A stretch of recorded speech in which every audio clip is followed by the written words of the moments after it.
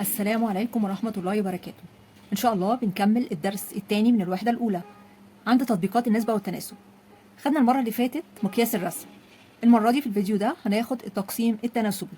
يعني إيه تقسيم تناسبي؟ يعني إحنا بنقسم حاجة معينة، بس الحاجة دي مش هنقسمها مثلا بالنص، لا إحنا بنقسمها بنسبة معينة. يعني هو تقسيم شيء إلى جزئين أو أكثر بنسبة معلومة. هو بيديني نسبة وإحنا بنقسمها من خلال النسبة دي. يعني ممكن نقسم شيء زي فلوس، أرض، وزن، ميراث، أي حاجة نقسمها لجزئين أو أكتر بنسبة معلومة. يعني مش بنقسمهم قد بعض. ده بيستخدم في إيه التقسيم التناسبي؟ بيستخدم في العديد من التطبيقات الحياتية، زي ما بنقسم الأرباح أو تقسيم الميراث بالذات. طيب تعالوا نشوف مثال ومن خلاله نوضح إزاي هنشتغل فيه. بيقول إذا أراد رجل توزيع مبلغ 3600 جنيه على شخصين بنسبة 3:2، فكم يكون نصيب كل منهما؟ يعني في راجل عايز يوزع فلوس مبلغها 3600 جنيه بنسبة 3:2 على شخصين. طب بنعمل إيه؟ بنكتب كده الشخص الأول، بنبدأ بالشخص الأول إلى الشخص الثاني. الشخص الأول هو قال إيه على شخصين، فبقول الشخص الأول إلى الشخص الثاني بنسبة كام؟ 3:2. يبقى هاجي هكتب من الشمال كده 3:2. يبقى الشخص الأول إلى الثاني بنسبة 3:2. طيب هو عايز يوزع المبلغ كله كام؟ المبلغ كله 3600 جنيه. فباجي في خانة كده وأعمل المجموع. بعمل المجموع. أجمع إيه؟ بقول إلى، هجمع النسبة اللي عطاها لي هنا 3:2، هجمع 3 و2، 3 زائد 2 كام؟ 5. يبقى أنا كده جمعت 5. يبقى جبت نسبة الشخص الأول إلى التاني 3:2، وبعدين عملت خانة كمان اسمها المجموع اللي هي جمعتهم طلع ب5. هاجي بقى تحت المجموعة دي هكتب المبلغ كله كان كام؟ كان 3600 جنيه. يبقى تحت المجموع كتبت المبلغ كله 3600 جنيه. ما ينفعش اكتب المبلغ عند النسبه مجرد ان انا بجمع الاجزاء دي 3 و2 بجمعهم بقى عطا 5. اجي تحت المجموع عشان هو بيقول ايه؟ يوزع مبلغ كله مجموعه 3600. هاجي تحت المجموع واكتب 3600 وهنا علامه النسبه وهنا علامه النسبه. طب هنا احنا ما نعرفش دي بكام ولا دي بكام. يعني نصيب الشخص الاول لسه ما نعرفوش بكام، ونصيب الشخص الثاني ما نعرفوش بكام. يبقى انا كده جبت اول حاجه مجموع الاجزاء. مجموع الاجزاء ده جه ازاي؟ ان انا جمعت النسبه الاولى والثانيه 3 و2 عطى 5. طب هنلاقي تحت بعض هنا ايه العددين اللي تحت بعض اللي معلومين؟ هنا تحتيه مش معلوم، وهنا تحتيه مش معلوم. مين هم المعلومين اللي تحت بعض؟ الخمسه وهنا 3600. منها هنجيب حاجه اسمها قيمه الجزء. قيمه الجزء بنجيبها ازاي؟ هقول قيمه الجزء بيساوي، هقسم العددين اللي هم تحت بعض دول الكبير على الصغير. هنقسم 3600 هنقسمها على كام؟ على الخمسة. يبقى بنقسم العددين اللي تحت بعض دول اللي معلومين عندي بجيب منهم قيمة الجزء. هنقسم 3600 على الخمسة، طلعت 720. 720 ايه؟ جنيه، عشان هو بيتكلم هنا المبلغ بالجنيه. يبقى قيمة الجزء ب 720 جنيه. يبقى كده نقدر نجيب الشخص الأول نصيبه كام والشخص التاني نصيبه كام. هنجيب ازاي نصيب كل شخص؟ من خلال قيمة الجزء اللي عندي. قيمة الجزء هكتبها عند اللي طلعت معايا هنا لما قسمت العددين اللي تحت بعض دول، قسمتهم على بعض طلع هنا الناتج 720. هنكتب 720 في نصيب الشخص الأول وبرده في نصيب الشخص الثاني 720، وبعد كده بنضرب قيمة الجزء دي في نسبة كل واحد. يبقى كتبت قيمة الجزء 720 في نصيب الشخص الأول بنضرب في نسبته. نصيب الشخص الأول كانت نسبته كام؟ 3، يبقى هنضرب هنا في 3. طيب ونصيب الشخص التاني برضه نزلنا قيمة الجزء زي ما هي 720، بس هنضرب في ايه؟ في نسبة نصيب الشخص التاني. نصيب الشخص التاني نسبته 2، يبقى هنضرب في 2. بعد كده هنضرب 720 في 3، هنضرب 3 في 0 بصفر، 3 في 2 ب6، 3 في 7 ب21، يعني طلعت 2160 جنيه. طيب هنضرب بقى نصيب الشخص التاني 720 في 2، يبقى 2 في 0 بصفر، 2 في 2 ب4، 2 في 7 ب14، يبقى نصيب الشخص التاني طلع 1440 جنيه. طب احنا حلينا، ممكن نتاكد من حلنا. احنا عندي دلوقتي نصيب الشخص الاول والتاني، هنجمعهم مع بعض نشوف هيدي كام. 0 و0 هيدي 0، 6 و4 10، 0 ومعايا 1 يبقى 1 1 2 و4 6، 2 و1 3، طلع 3600 جنيه. وهو فعلا المبلغ اللي كان مع الرجل وعايز يوزعه على الشخصين بنسبه 3:2. فانا مجرد اتاكدت ان احنا جمعنا نصيب كل واحد فيهم طلع المبلغ الكلي. دي علشان نتاكد. طب احنا عرفنا ازاي ان هنا كتبنا المجموع؟ علشان قال هنا توزيع. لما يجي يقول كلمة توزيع يعني هنوزع أو هنقسم تقسيم أو مجموع، او قال الربح الكلي، كل ده بيدل على المجموع، فاحنا بنجمع النسب اللي هو عطاهولي. طيب دي طريقه ممكن نحل بيها. في طريقه تانية، دي طريقه قيمه الجزء. ناخد بقى بطريقه التناسب. نفس الخطوه في الاول، هو بيقول الرجل عايز يوزع 3600 جنيه، يبقى احنا عرفنا ان في خانه معانا تانية اسمها المجموع على شخصين، يبقى هنكتب الشخص الاول الى الثاني بنسبه 3 الى 2. كتبنا 3 الى 2 جمعناهم عطى 5. مجموع الاجزاء كام؟ 3 و2 5. بعد كده المبلغ كله كان كام؟ 3600 كله، فنكتبه تحت خانه المجموع. طيب المجهول عندي الشخص الاول والثاني، هنفرض طيب هنا نصيب الشخص الاول هنفرضه باكس، ونصيب الشخص الثاني هنفرضه بواي. كده احنا عايزين مثلا قيمه اكس. كده كأن معايا ايه؟ كده كأنه بالظبط معايا الشخص الاول والمجموع. ليه؟ لان انا هنا ده في مجهول هنا موجود، لكن ايه اللي معلوم عندي؟ هو خانه المجموع، في هنا 5 وهنا 3600، فهنا كأن ده مش موجود معايا، كأن ده مش موجود معايا، فاحنا هنتعامل مع الشخص الاول والمجموع. يبقى كده كأن عندي 3 على اكس بتساوي ايه؟ بتساوي 5 على 3600. كأنها كده اهو، هنيجي في الهامش ونعملها كأن 3 على اكس دي بتساوي 5 على 3600. جت منين؟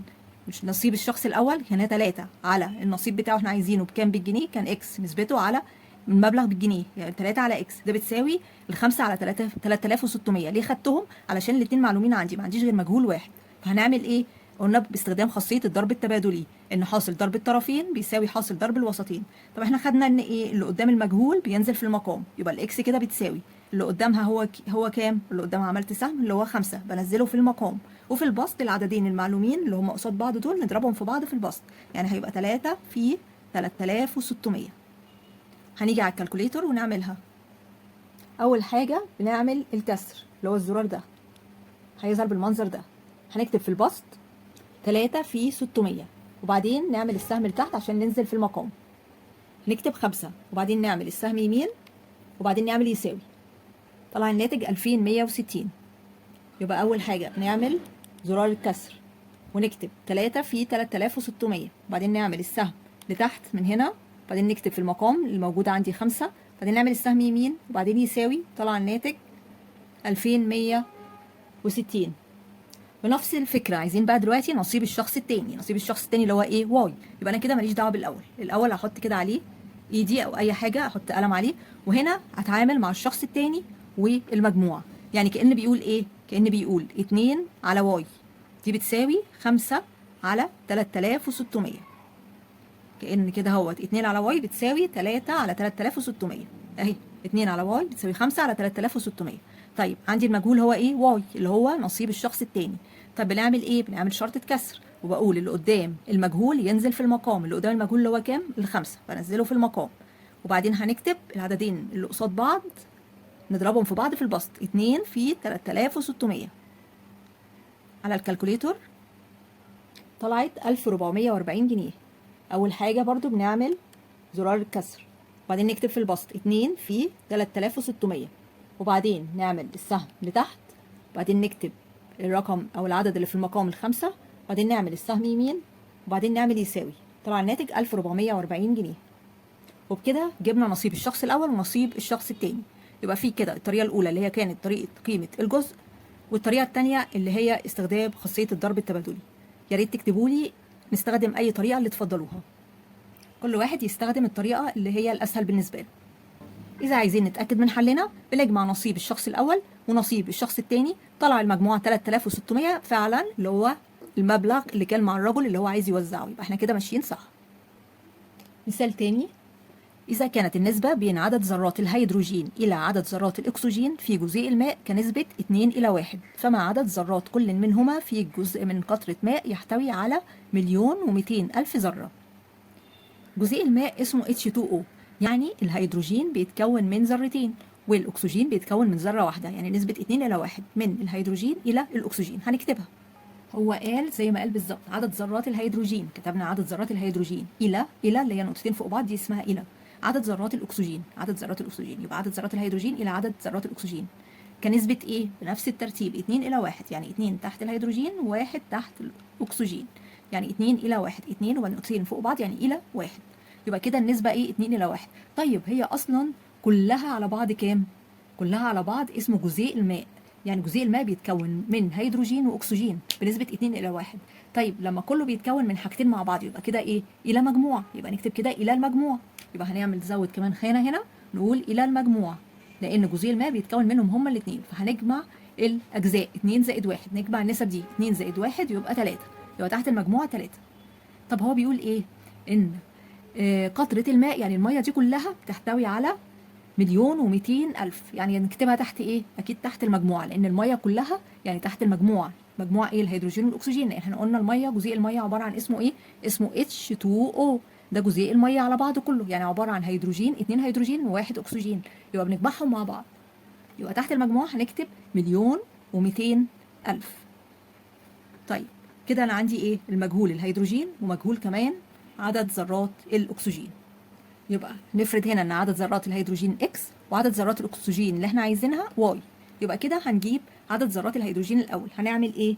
هنروح مداريين على ذرات الاكسجين دي. بقى عندي كده عدد ذرات الهيدروجين والمجموعه بنقارنهم مع بعض بخاصيه الضرب التبادلي. يبقى هنقول عدد ذرات الهيدروجين او الاكس بتساوي اللي قدام المجهول، نعمل طبعا شرط الكسر، واللي قدام المجهول ينزل في المقام. اللي قدام المجهول اهو السهم من اكس لغايه هنا الثلاثه، يبقى هنكتب ننزله في المقام، الثلاثه ينزل في المقام. وبعد كده العددين المعلومين بنعملهم ايه؟ بنضربهم في البسط اللي هي الاثنين في 1,200,000. يبقى 2 في 1,200,000. هنختصر بالكالكوليتر. طلعت 800,000. بنفس الطريقة بنعمل علامة الكسر، وبعدين نكتب 2 في 1,200,000، وبعدين السهم لتحت نكتب 3، وبعدين السهم يمين، وبعدين نعمل يساوي. طلعت 800,000. هنكتب 800,000. 800,000 ايه؟ لازم طالما مسألة كده لازم نكتب على طول التمييز بتاعها. ذرة. هنا 800,000 ذرة، لأن هو هنا عايز عدد ذرات الهيدروجين. طب احنا كده جبنا عدد ذرات الهيدروجين. عشان نجيب عدد ذرات الأكسجين هنحط كده نداري على الهيدروجين. عايزين نجيب كده عدد ذرات الأكسجين. فكده بقى عندي عدد ذرات الأكسجين يعني 1 على واي دي بتساوي ايه؟ 3 على 1,200,000. فعدد ذرات الأكسجين اللي هي واي بتساوي ايه؟ نعمل شرطة كسر. اللي قدام المجهول اللي هو هنا 3 ينزل في المقام، وبعدين نعمل ايه؟ نضرب في البسط العددين اللي قصاد بعض المعلومين، يعني اللي هو 1 في 1,200,000. على الكالكوليتور نشوفها بتساوي كام؟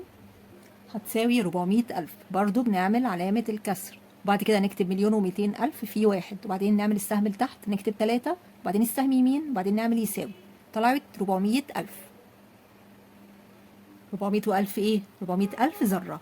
طب احنا كده جبنا اللي هو عايزه، عدد ذرات الهيدروجين وعدد ذرات الأكسجين.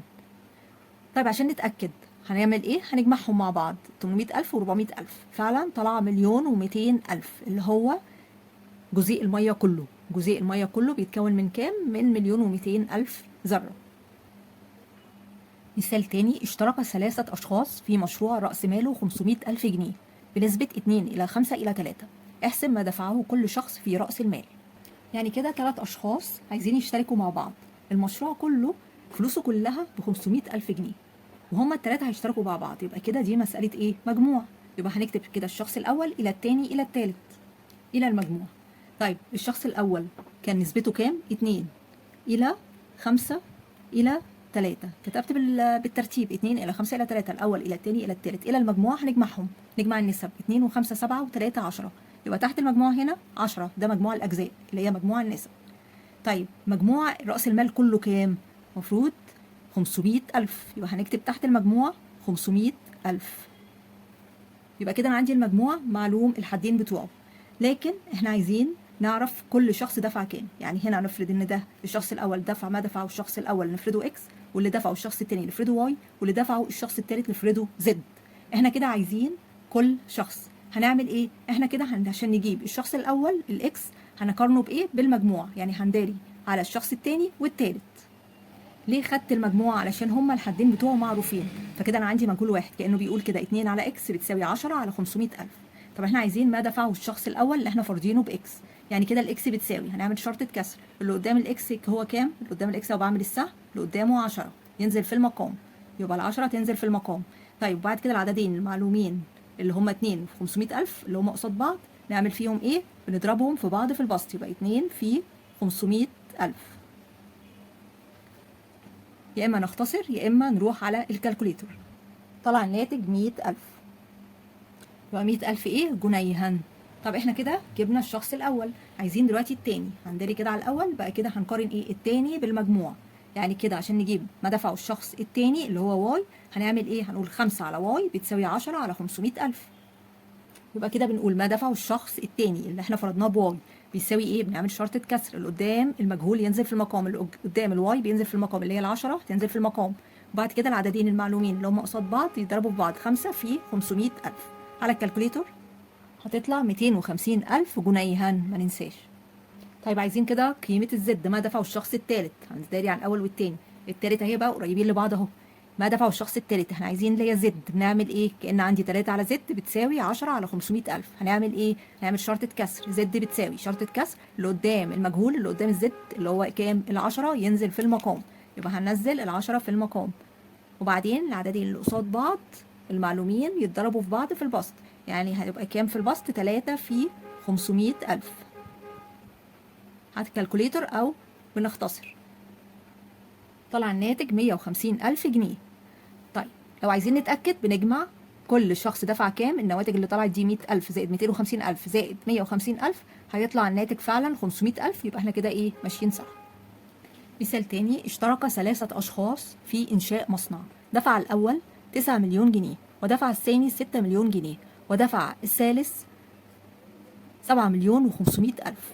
وكانت الأرباح في نهاية العام الأول 2 مليون و250 ألف، ووزعت الأرباح حسب مساهمة كل منهم في رأس المال. احسب نصيب كل منهم من أرباح العام الأول. هو هنا قال إيه؟ وزعت، توزيع. يبقى كده على طول هنعرف إن في خانة اسمها المجموع. طيب ده هنا مش عاطي النسب، هنا عاطي المبلغ. هنعمل إيه؟ هنكتب برضو نفس الحكاية. هنكتب الشخص الأول إلى التاني إلى التالت إلى المجموع. عرفنا إزاي إن هو مجموع؟ عرفنا من إيه؟ من كلمة وزعت. ما إحنا قلنا التوزيع بيدل على مجموعة، تقسيم يدل على مجموع، ربح كلي بيدل على مجموع. يبقى أول حاجة كتبنا مبلغ كل واحد. إيه ده مش عاطي نسب؟ أوكي، كتبنا إحنا المبلغ تحت كل واحد زي ما هو قال. دفع كام؟ الأول كان دافع 9 مليون، التاني كان 6 مليون، التالت 7 مليون و500 ألف. يعني هنكتب الأول إلى التاني إلى التالت 9 مليون إلى 6 مليون إلى 7 مليون و500 ألف. هنختصر في أبسط صورة. ما احنا قلنا النسب علشان نجيبها لازم تكون في أبسط صورة. طيب هنا عندي كام صفر؟ 5 أصفار. هنضيع ال5 أصفار دول مع ال5 دول مع ال5 دول، هيفضل كام؟ هيفضل من هنا 90 إلى 60 إلى 75. طيب هنا مش في أبسط صورة، هنعمل إيه؟ طالما الآحاد 5 وصفر يبقى بيقبل الاسم على 5. يبقى نقبل هنقسم على 5، كلهم هنقسمهم على 5. 90 على ال5 فيها ال18، 60 على ال5 فيها ال12، 75 على ال5 فيها ال15. طب هنا برضو ما وصلتش لأبسط صورة، في العامل المشترك اللي ما بينهم 3. لو قسمنا على ال3 18 على ال3 فيها ال6، 12 على ال3 فيها ال4، 15 على ال3 فيها ال5. كده ال6 وال4 وال5 ما فيش بينهم عامل مشترك تاني. يبقى من هنا نقدر نجيب بقى ايه؟ المجموع.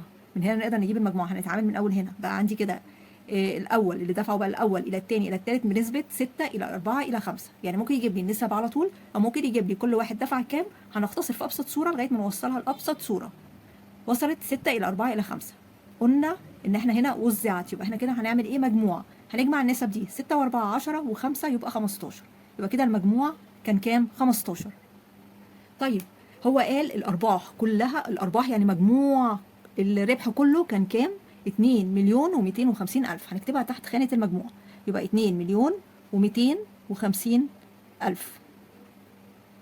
طيب بقى عندي كده المجموع. عايزين بقى نعرف نصيب كل واحد في الربح. الأول نصيبه كام؟ هنفرده بإكس، والتاني نصيبه تاني بنفرده واي، والتالت نفرده بزد.